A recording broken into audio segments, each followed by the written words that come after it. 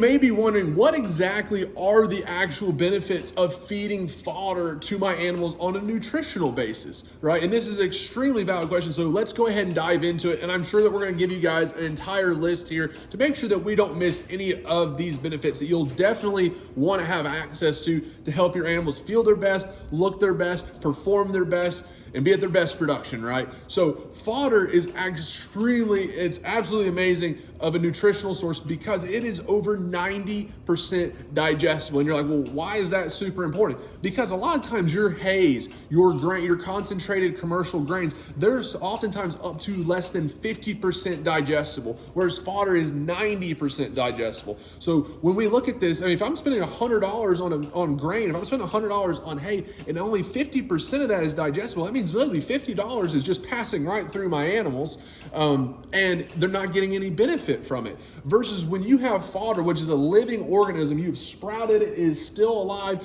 you feed that to your animals as a fresh, nutritious source of forage to them. One, it's 90% digestible. It can improve their hydration because it has a high water concentration, but also it is loaded with vitamins, minerals, amino acids, and enzymes that are not available at all in hays and grains, simply because those are not living organisms. They do not have photosynthesis going on within the plant, right? So your animals get access to all of these vitamins, minerals, amino acids, and enzymes that they can't get elsewhere. So whether, like us, we were going through a massive drought when we first started feeding fodder, or you're going into fall and winter and there's not grass growing nearly as much, or maybe your management style doesn't allow for your animals to have access to fresh forage on the prairie or out on pastures and paddocks, right? Then you can utilize fodder for that, and it can help reduce inflammation. It can improve that animal's gut biome health,